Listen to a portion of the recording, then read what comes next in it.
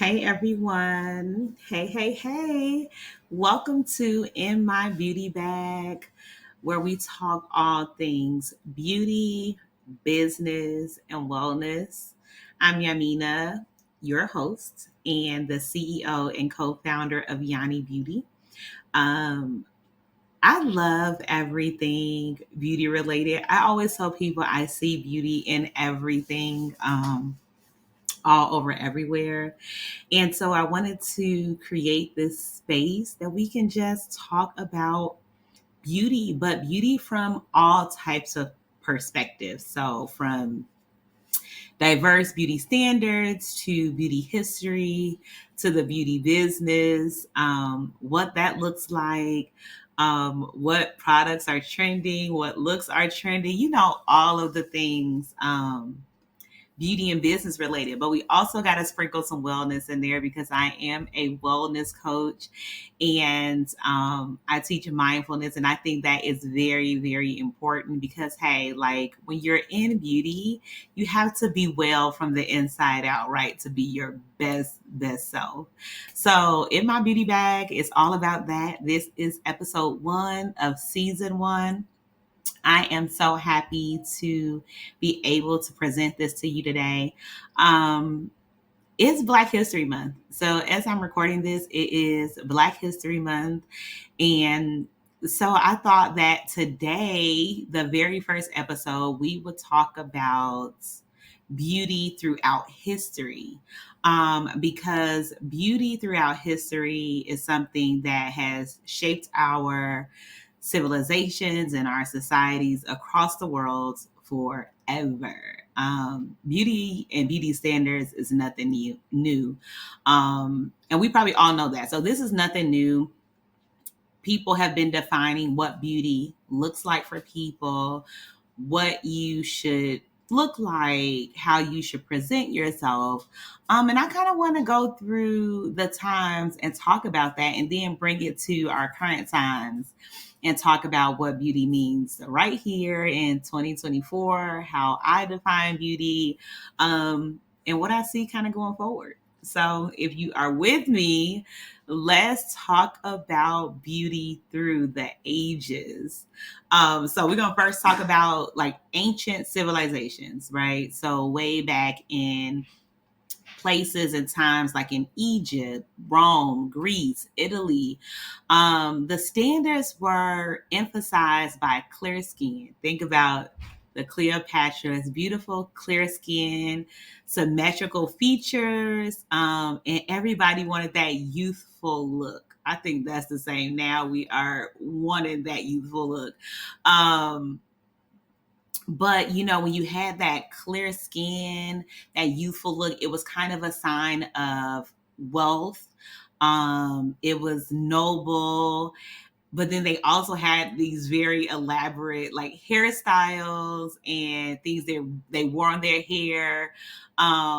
And even their makeup, even though they had really clean, beautiful skin, they had a little drama in the makeup, which I love a little drama in the makeup. And so they had that in ancient civilizations back in those times. So through that era, that's kind of how we were going. And like I said, I kind of see that even today. They say history repeats itself. And that's kind of what I'm seeing here in 2024. So after like ancient civilizations, we are going to move to the medieval times. And during those times, beauty was kind of based off of like religious beliefs. So people showed up in that way. They wanted to look pure. They wanted to look again noble. They had, they just wanted that look that they were kind of untouched, that kind of porcelain complexion. And we know kind of what that means. People wanted to be lighter. Unfortunately, it was just a thing. A lot of times it's still a thing, but that was kind of like that through the medieval, like European era. And but one thing I thought was really interesting as I was kind of doing the research on the different eras, the different beauty standards in the eras, was that people like plumpness. You know, it has been plenty of many eras where people like they want a thinner face, they want more sculpted looks. But then like plumpness, plump faces, plump features were associated with wealth and good health. So you looked healthy if you were had that little plump roundness. Um, and they use a lot of natural ingredients, but of course it makes sense at times where everything wasn't highly chemical like it is now. It made sense they would use like natural ingredients like vinegars and different things within their beauty routines. We are again bringing that back. We're all about clean beauty at Yanni Beauty. We are every day trying to innovate, like what does clean beauty look like for us? What does that look like for all of the consumers of our products, and really trying to get that right. So I high five to and clap into the medieval European times where natural ingredients was kind of at the top of the list. Then we're gonna move into Renaissance. So in the Renaissance era, they were more about like natural beauty, but this radiant aesthetic. But it was kind of natural. The makeup had gotten a little more toned down. People wanted that healthy glow. They wanted to have makeup that gave them that natural rosy cheek and lip. You know what I'm saying? Like it looked natural. It may have been makeup, but they wanted that natural redness in the cheeks and in the lips. I like that today. I love a good blush to give me a little flush cheek look, a little rosy lip. And so that was a big thing during the Renaissance era. Um, they of course use like still, we're talking about well back when a lot of things were in chemical and they were using natural things. So they use kind of like natural dyes and things to create those cosmetic products to give them that look. And when I think about it, I wonder, like, did they use like pomegranate powder, raspberry, strawberry? Because I know like today when we are like doing formulations and we're thinking about how we can make things with natural ingredients, a lot of times it comes back to different fruit extracts, natural fruit powders to give you that kind of red, deep look in different tones, but without having to use like artificial dyes. So, I just kind of wonder if that's kind of what they used in that era to give them that rosy, flushed look. Let me know what you think. And then moving on to the Victorian era. So in the Victorian era, modesty and chastity were the thing. Those were like the prized virtues.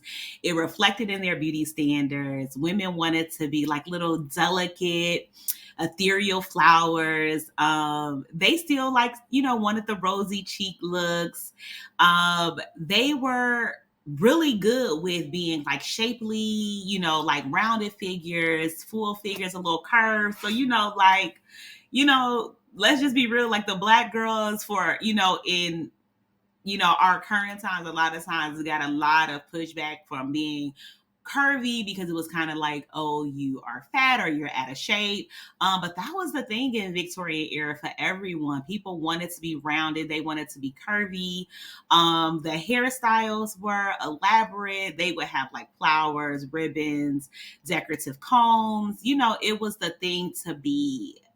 And, and thinking about it, I wonder if it was like, Bridgerton.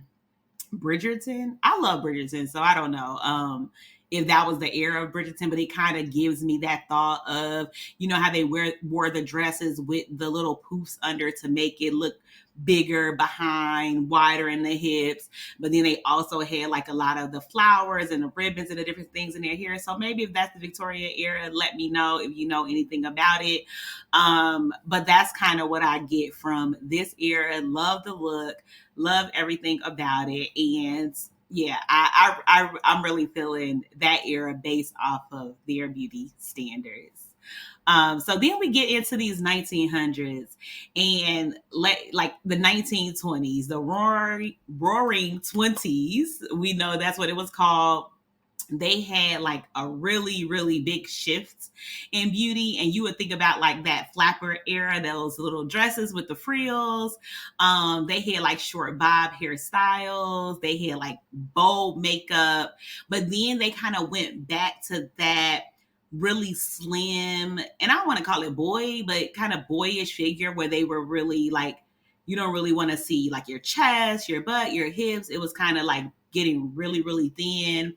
Um, and they wore the little dresses, and but if you think about the era and you kind of look through imaging, people did kind of look straight up and down. That was the kind of beauty standard that they were going for at that time. But it kind of made them feel, I guess it was like an active look, an outdoorsy lifestyle, like let's go dance, let's go out, let's go do the thing. And so people in the 1920s really embraced that flapper ideal, and really caused a big shift in the beauty standards from the Victorian era up until the 1920s. And then in the 1950s, kind of saw a return of like more traditional beauty standards where women just wanted to be very feminine. They wanted the glam. They were back to the hourglass figure, back to the curves. Okay, I'm really feeling how like the curviness went in and out and the thinness went in and out, and it was not always just the same. Because when I thought about back to like when I was a kid, or just times, it always seems like the only beauty standard was being very, very thin. And it's okay if you're very, very thin, but not everyone is even naturally built like that. So it's kind of refreshing to know that during the eras that having curves and being rounded was actually a part of a beauty standard that people liked. In the 50s, they wanted that hourglass shape. They wanted that little small waist that people are going for with the nice size hips. I mean, we know people are like getting surgeries for that these days to get that small waist and big hips. But they still wanted to be really soft, feminine features. They wanted to look flawless with their makeup.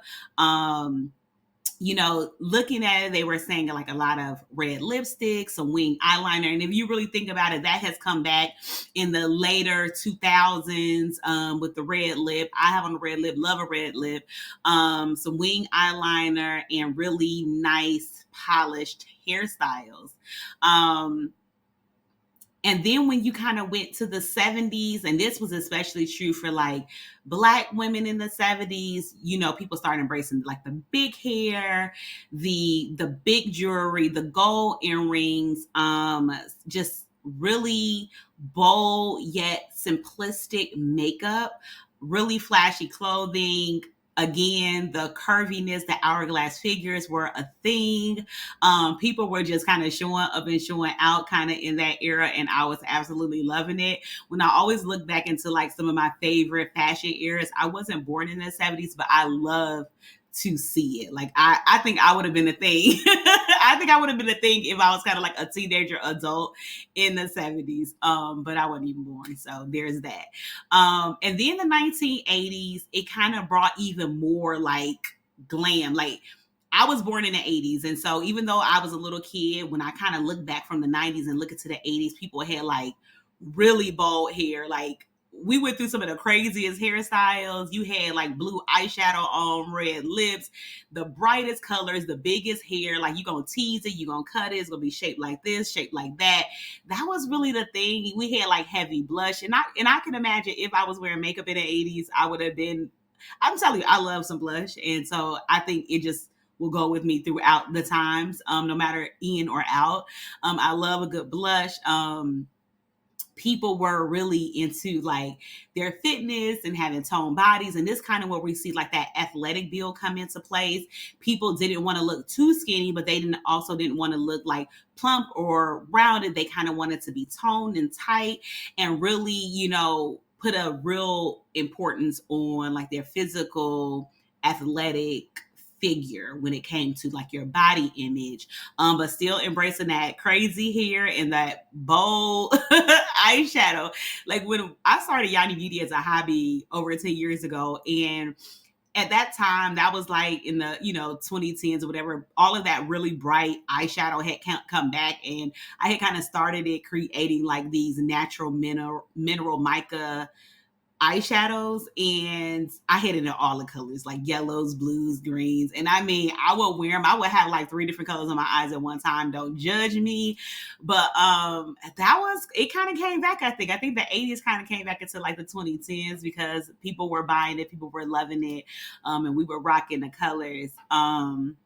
But then, as you come forward, like we came from the 80s, brought into the what now, the 21st century.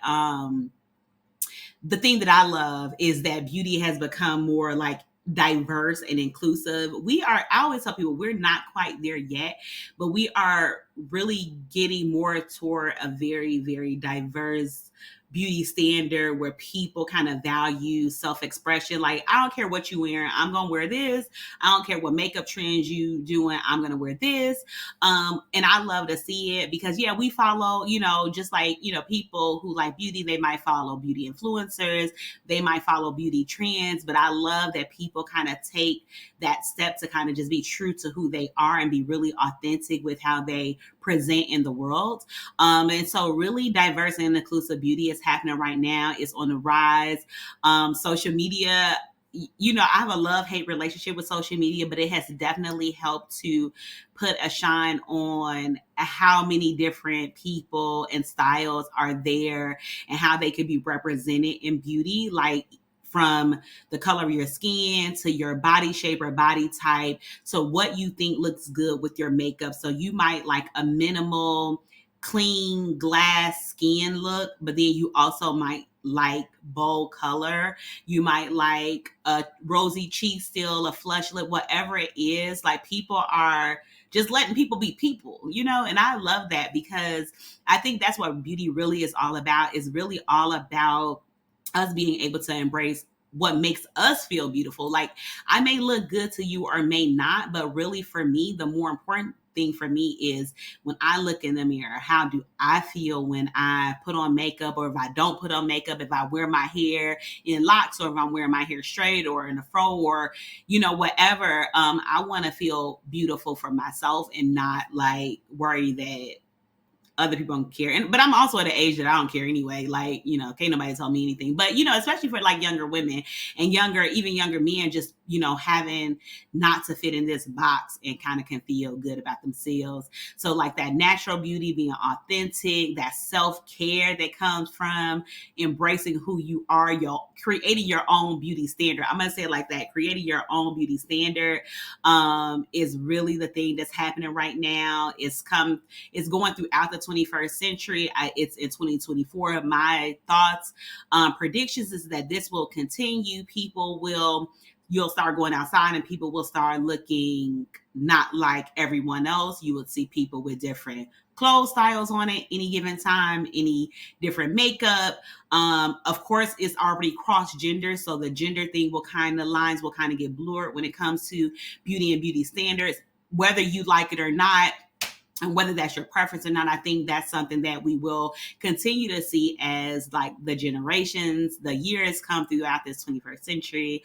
Another trend, I'm thinking that people are really going to embrace taking care of what's underneath their makeup. If you're a makeup person, a lot of people would just put makeup on top of like acne or trouble skin to cover it up. But I think, and I know, like going forward, people are going to make time to really care for their skin, because it's a self-care, it's a wellness thing. They're going to care for themselves. Like, even if they wear makeup, they want to take their makeup off and know that they actually cared for the skin underneath, care for their body. So no matter what your body type, your body shape is, how much you weigh, it's going to be more like, I ate right to care for my body. I did these things to care for myself.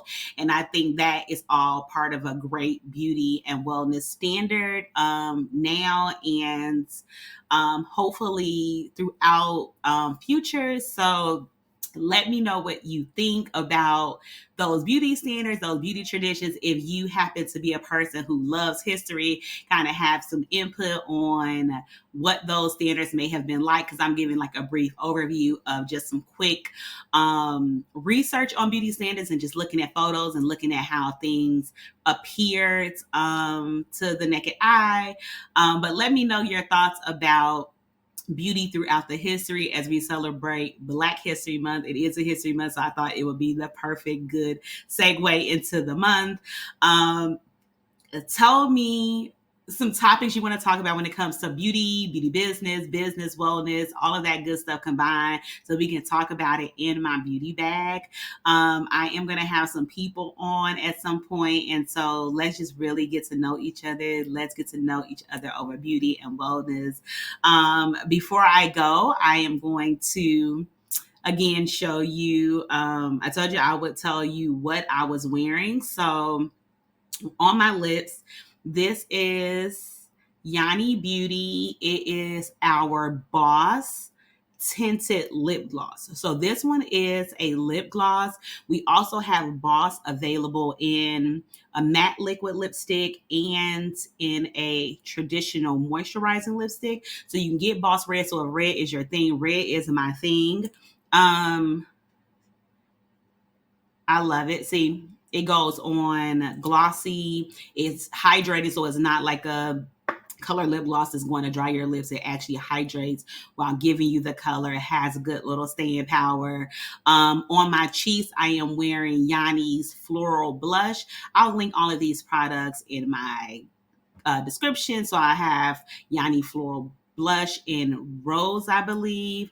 I am wearing a flex stick, which is a contour stick. I have my eyebrows slightly filled with our brow pencil. And I have on a little highlighter. Our highlighter has won a couple of awards for like best highlighter product of the year and has been seen in things like Essence. And so we pride ourselves because it's like we say it's the most natural looking highlighter you can wear. So it's supposed to give you that little glow without looking too over the top shimmery. But if over the top shimmer is your thing, then over the top shimmer is your thing. But that is all. Thank you for watching the very first episode of In My Beauty Bag with me, Yamina, the founder of Yanni Beauty. Make sure that you like this video, you subscribe to our YouTube channel because I will be vlogcasting this in my beauty bag across YouTube. So make sure that you are subscribed and make sure you share this with a friend. If you want to talk beauty, make sure you share this with a friend and comment with any topics related to this vlogcast that you want to learn more about, you want to just chit chat about, and let me know what you think. So until next time, my beautiful people, stay well.